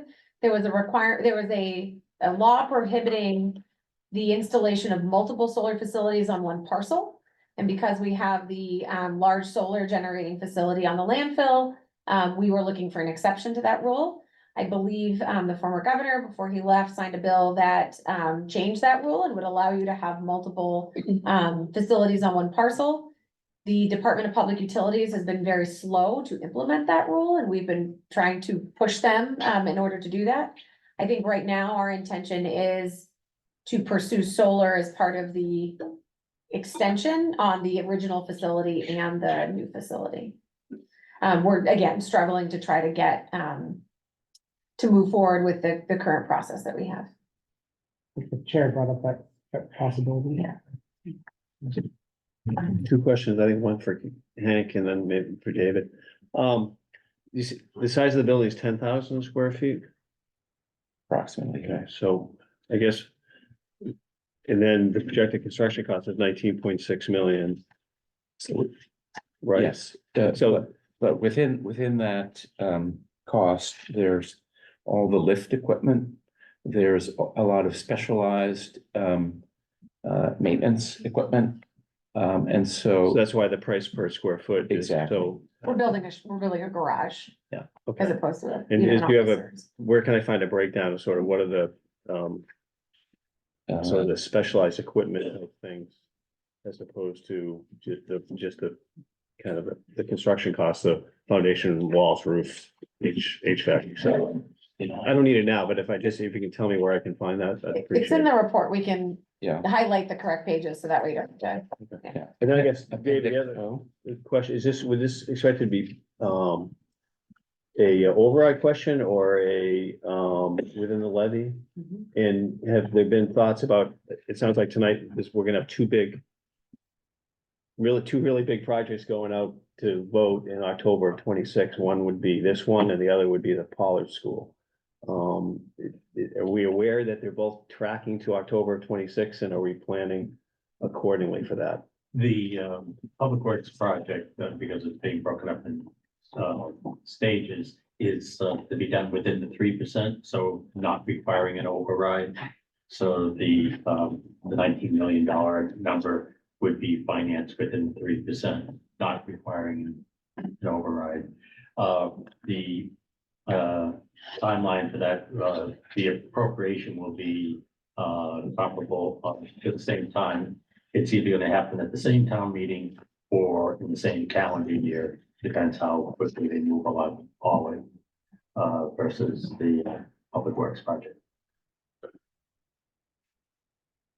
And should you know what debt projections by time meeting? Yes, you're gonna have them before that. And we're gonna have a wash bay at Cogswell still? No, so the wash bay will end up going in at phase 2. Okay. It's basically an extension of the 6 bay that's there already, and it would retrofit that upper site. So bringing it outside of the flooding area, and that would be for staffing facilities. Right now, we don't have locker rooms, we don't have appropriate bathrooms, we don't have showers for staff that works in pretty difficult conditions. We don't have any place for staff to appropriately like sleep during overnight events. And then it would also build new shops. Right now, all the shops that we have do not have proper ventilation, do not have any type of cooling. And then there'd be a wash bay set up there. That wash bay would be a drive-in and back out wash bay until the 3rd phase where we would take the existing building down, in which case we would have a drive-through. We have also just for context talked with neighboring communities to see if we can share resources. And so Dedham has a very small fleet. They have a DPW, but they don't operate a water department. So they have, I think like 23, 24 vehicles. We've had a conversation with them about could we collaborate, cooperate and, maybe lease out space in our wash bay for them to utilize it for NIPD's purposes as well. So of course, how many phases in total are there? 5 phases altogether, but this project also includes the Daily Building, which is the building behind the fire station number 2 and the RTS, both of which are far out in the project. So If we add up all 5, what's the projected 86 cost? million, is that what you said? It's back to whatever the original cost was. for the 86 one million, yeah. building. The 2016 study didn't include RTS improvements, nor did it include the Daily Building. Because back then, the building maintenance department was facilities and it's not part of DPW. So phase 2 is at Dedham Ave, Yes. and when would that happen? The request in the 5-year capital plan would be for design funding. Also in 2026. And what's the estimate for the design funds required? 2.4 million. And construction, 2028. 2027. 19.6 another 19.6? or 19.6. That's a miracle. They're very conceptual estimates at this point. Yeah, no, I'm just. They're just $20 million estimates. We effectively They're broke, not called 20, they're called 19. we broke the project down into 20 million chunks. 20 million dollar chunks. Why not? So, I mean, the benefit of doing it this way rather than one big building is that you spread the costs out over time. And you get some benefits over time as well. I think we thought that this was a much more feasible and doable plan than the initial project. And then also the idea of utilizing multiple parcels gives us the flexibility to do it in different, we don't have relocation costs. And I think that that's a nice factor of this project. We don't have to set up any temporary facilities in order to operate out of. We'll continue to be able to continue to operate out of our existing facilities until these new facilities are constructed. And nobody wanted that giant building at Dedham. Basically. Well, it wouldn't fit because it's surrounded on three sides by wetlands. Right. You have the stream on stream and stream and then wetlands in the back and there is the agreement with the school department about potential future use of the Yeah. parking lot area. There were just a lot of issues. Yeah. Okay, Yes, thank you. any other questions? No. All right. Fire engines, so this is on the agenda simply to talk about financing. We already talked about the fire engine itself and the need for it, Jim. Yep, it's basically, we're taking the E1 engine known as a Cyclone 2. That's gonna be taken out of service. And we'll be purchasing a 2025 E1 Typhoon. And then the 2016 piece will be the backup. It'll move down one, 2013, excuse me, 2013. So right now in the warrant, this is debt, It is, yeah. and we're waiting for the free cash Free cash. appropriation, so. When we had talked about the vehicle and equipment replacement weeks and weeks ago. We had talked about trying to smooth that out and using the capital improvement fund to smooth that out. And for fiscal year 2025, the amount that's being requested for vehicle replacement is actually very low. It's $1.1 million total in cash capital. And so it would allow us to free up not an insubstantial amount out of the 3% levy because of the way in which we borrow for fire trucks. So it would free up somewhere to the order of $400,000 in the 3 peak years. I think depending upon how it's financed, it could be even up to $600,000. So there are big advantages to paying for this particular fire engine with cash if we have sufficient cash.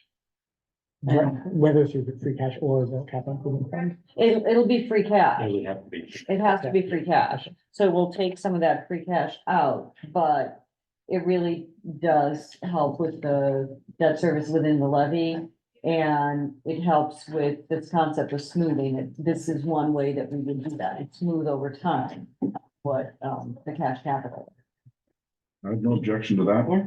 So we're just waiting to see what our free cash is certified at. You If it's have- more than, Still, any estimate? I mean, nobody's giving you even an idea of a timeline? no, the auditors are still not done with their work, in fact. Okay. It's clearly gonna be sometime in April. But and of course, we're all aware it has to be certified before town meeting, because town meeting can't appropriate free cash. Right. Until it's certified. Okay, so do we need to include some language in the warrant that allows for both The way that it's worded is fine. It could be amended Yeah. I on think we town can meeting amend it. floor Okay. because you Going would be from debt changing from to- debt to cash.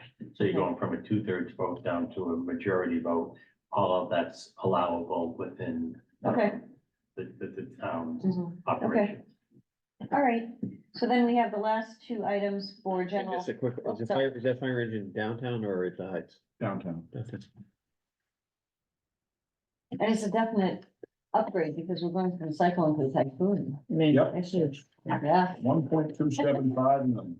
I love the name. And it will be 1.5 to 2 years away from delivery. Yeah. But we are getting a fixed price as long as we pass this in May. And there are special rules with fire engines half up front. Yeah. Yeah, so we're gonna have to pay some amount Mhm. very early on. All right, so the last two items of cash capital are the life pack monitor defibrillator and the PPE, which I think you talked about both of those as well, Jim. Yep, the life pack is for an ambulance, about 44,600. And the one we currently have is beyond its life expectancy, which we try to get at 8 years, and this is now beyond that. Okay. And then the PPE. PPE, there's two buckets of PPE that the fire department uses. One is personal protection equipment for new personnel and for promotions and to repair PPE that gets damaged. And so that's within the operating budget under capital. And then under the real capital, it's $54,000. And that 54,000 is for the existing firefighters whose PPE is out of date. In other words, it's greater than 10 years old. So that's the delineation between the two. And do they each have two sets of PPE? Yes. Yes, So one that gets up to 5 years? Like they're basically on a 5-year replacement cycle for one piece of it. Correct. So not everyone's equipment gets replaced at the same time.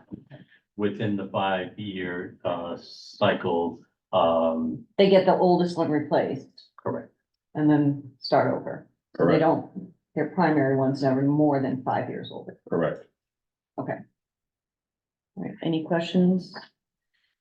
All right, so, now that we've talked about everything in cash capital, are there any questions about any particular lines, or do we wanna? I just want to give a quick update. I communicated with Ann about the playground. So there was in the past funds that were going to be used from the special education carry forward, but that didn't materialize and was turned back eventually. Okay. Thank you. Madam Chair, I'd like to make a motion, that the Finance Committee recommend adoption of Article 25 appropriate for general fund cash capital in the amount of 4,739,438. 4 million. 4 million. Yeah, $4 million. The 4,000. I apologize, $4,739,438 with a specific category set forth in the warrant. Second, Okay, any further discussion? Coming to a vote, all those in favor? Aye. Any opposed? Abstentions? It's unanimous. Excellent. Okay, now we probably want to hold off on Pollard. We need more information. Public Works Phase 1, we want to look at the information that's going to be provided, I assume? Yeah, I need to look, yes. Yeah, okay. I'd also, I'm gonna have a hard Do you time, have I'm other just speaking for questions? myself, Yeah, but I'm gonna have a hard time on some of these very, very big dollar projects until we're able to look at that in financing. plan. okay. So, and I know that, So we'll put that off for a couple of weeks then. yeah, and I know that that kind of puts a crunch on things, but we're beyond the warrant at this point, right? March, one more meeting. One more meeting. Mhm. Yeah, but those larger ones, we need enough time anyway to think about. Yeah. Yeah, okay. All right. On to amend general bylaw, periodic general bylaw review. So a committee was formed by the select board. We have two select board members here. And basically the purpose was to look at how often should we review the bylaw and the charter? As a result of, did we have 3 or 4 meetings? 4 meetings? No, I think it ended up at 4. It ended up at 4 meetings. We had 4 meetings and the result of that was that we're postponing right now review of the charter. We need to think more about what that means, what it might look like. However, it seemed like a good idea to review the bylaws every 10 years, make sure that they're in conformance with each other. Things get voted, things come out of whack. This would not change the process that we have for how bylaws get updated. So if you've got a committee like Board of Health that needs a bylaw updated, that would still occur in the ordinary course of business. This is more, cleaning up things, modernizing language and making sure things are lined up. It's holistic. Yes. Take it back in the big picture.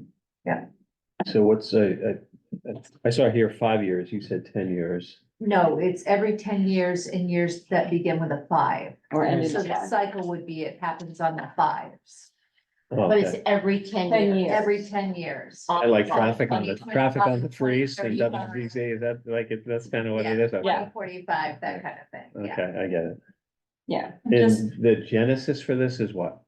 The genesis of this is just something I started talking to Kate about in terms of good governance. It seemed to me that when we made the change, just for example, from Personnel Board, right, to Human Resources Advisory Committee, there was a lot of angst about the fact that we were looking at this. And I said, you know what? Personnel Board's been outdated for 30 years at this point. So what's our mechanism for just stepping back and looking at things? And it also came from the non-criminal disposition, which was if somebody took a look at that we added haphazardly to over decades, they would have made a decision earlier to step back, relay out the whole thing. So it was related to just saying, we need to look at the big picture, be sure it's all in sync, be sure the language matches the way that we're talking about things. Just to. So I understand the part about, making sure the numbers are right and that, section 2.5 is really Is the section right 2.5. And I get, but it was important to me to read in here that you're not gonna be interfering with what committees might wanna do. But when you raise the point about the personnel board, isn't that what you would be doing if you would be deciding that the personnel board is no longer, I'm just using that as an example, necessary or whatever, it doesn't seem to me like this committee should be So doing if that. that were to happen, we would refer that to the proper jurisdictional board. So we're not, this committee does not become an Uber board. It's gonna highlight what is out of whack, all right, and ask people to put it on a work plan.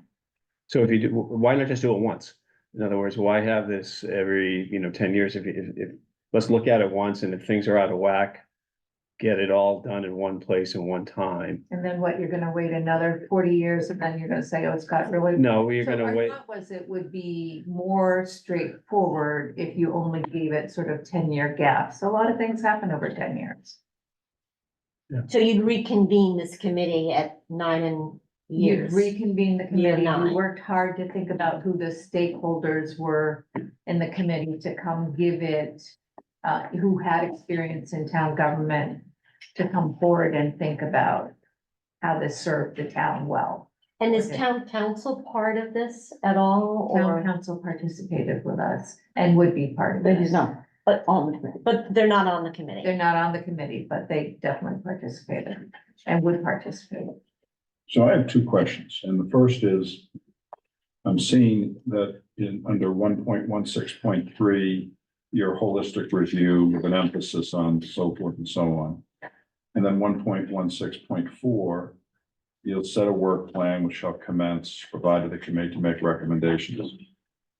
You had said that you would refer back to certain boards or committees, any issues that dealt substantively with them. I don't see that in here. I see a consult, but that's about it.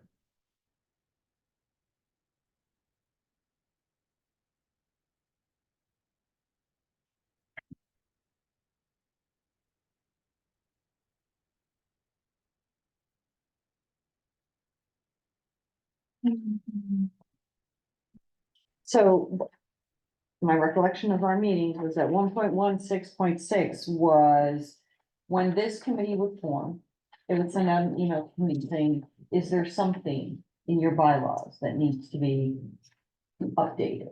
So, you know, if the bylaw, I don't know, there are weird language things. I think we still have something going on with the Human Resources Advisory Board.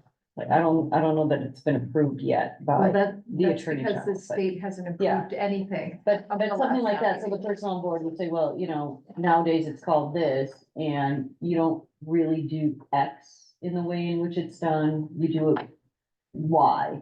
So I'll just. What if the personnel board wanted to be the personnel board?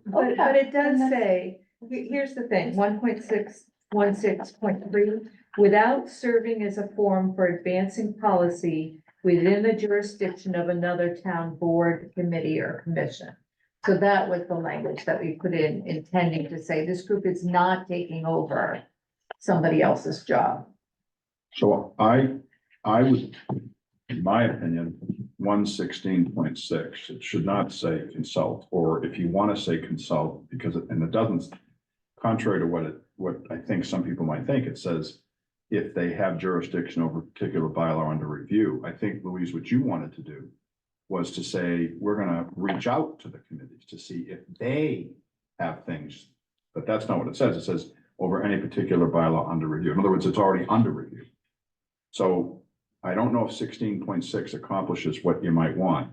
I also believe that there should be language as to what you said, Mary Ann, that there should be a referral to that body. Just saying that you're not a forum for that, to me, that doesn't, I don't think, protect the issue of the independent boards and committees. That's just my view.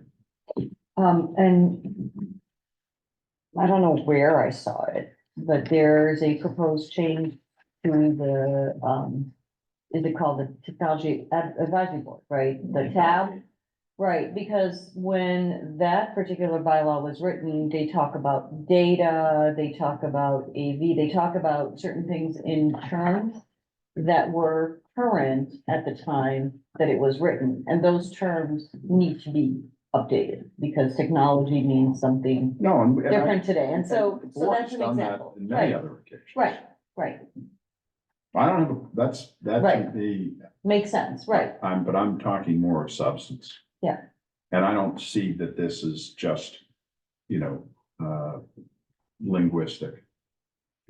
I see that there's the possibility for substance, which it may be the right thing to do. I'm not saying it's not the right thing to do. I'm not saying that you shouldn't study these things. I'm just saying that I think the stakeholders need to have a definitive role in this, not just being consulted. The other question I have is, and this is just for the bylaws, correct? Yes. Correct. Okay, and the charter itself, which is a separate document, that's off the table for now. Correct. But are there portions of the charter that deal with the bylaws? And I did read them last year because of a dispute we had.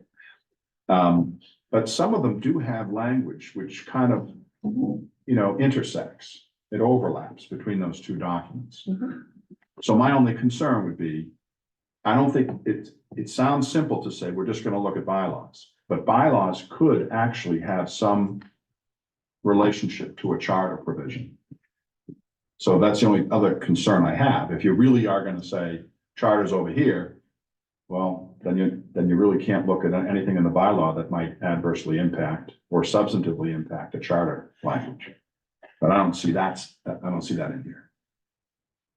But I think that was the intent, that wouldn't happen. So if I were writing this, I would probably also have a provision that said, the work of this committee shall not in any way infringe or involve any language, terms, or conditions that are subject to the charter. At least that's what I would do. And then my last comment is, so I think, the moderator, I think, not from him, this is my opinion, plays a great role in terms of how we do our governance here in the town. And, charter commissions are usually done by moderators in a lot of towns. And I know you're not doing that because you're now taking the charter thing off the table. But I just, since you're here, I'll just make a mention of the fact that if you're gonna get back to that concept somewhere down the road, you know, my suggestion to you, if that's something you're interested in, would be to sit down with him, you know, the moderator, whoever it might be at the time, and just see what type of role they may want. Because as I said, charter commissions in most towns in the Commonwealth are run by the moderator.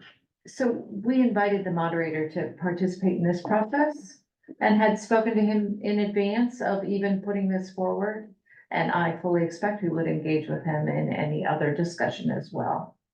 Yeah, he did appoint someone to represent. Yeah. Yeah. But you see the difference. yes. It's a difference between appointing someone to represent and it's usually the moderator that does it. That's the difference. Yeah. And I'm more of the former as opposed to the latter. But anyway, I don't object to the concept. I don't object to what you're trying to do. It is good government. I do think there are tweaks I would make. It's your article. I have duly noted the 2 points that you have made. And we'll take them under advisement and see what we might do. Great, appreciate it. If this passes, the review would start this year for for sets of recommendations at the next It would annual time. start in January of 2025 is when we would look at convening the group.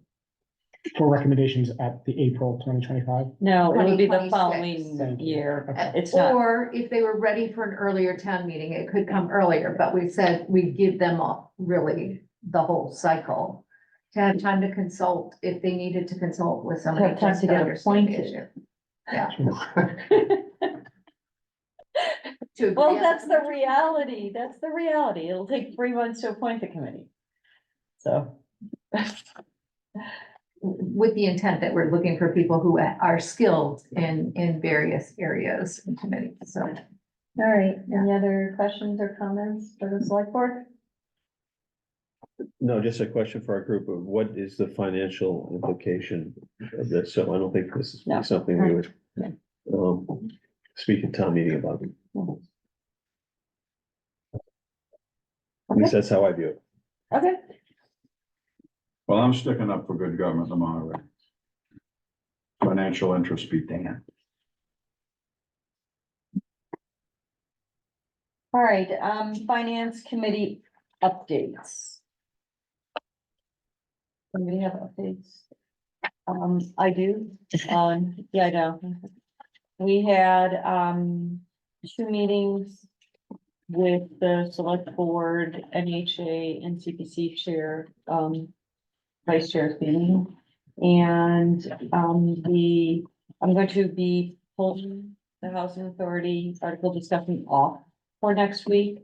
I don't think we're ready to discuss it. CPC is not ready. Actually, I think they may be voting it tonight based on where we left our discussions.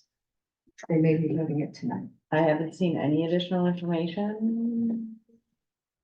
Okay, I'm going to pull it, well, maybe not, but as of when we had our meeting Monday morning, it did not seem like the CPC would be ready to vote on Wednesday. So regardless, I think that if there are questions, which I'm sure you have, it would be helpful to have them ahead of time. It's a complicated deal financially. The town is putting up a fair amount of money. It's an unusual amount of money to support a housing authority project. So, you know, please send them to me so I can give them to them in advance. Madam Chair, I thought of one other thing to be a Badinsky, in addition to my comment about us, you know, each knowing our departments that we were liaisons to under the cash capital. You know, like today, since I have a somewhat of a good idea of the fire stuff, I would ask again that our colleagues would, you know, just be ready to help out.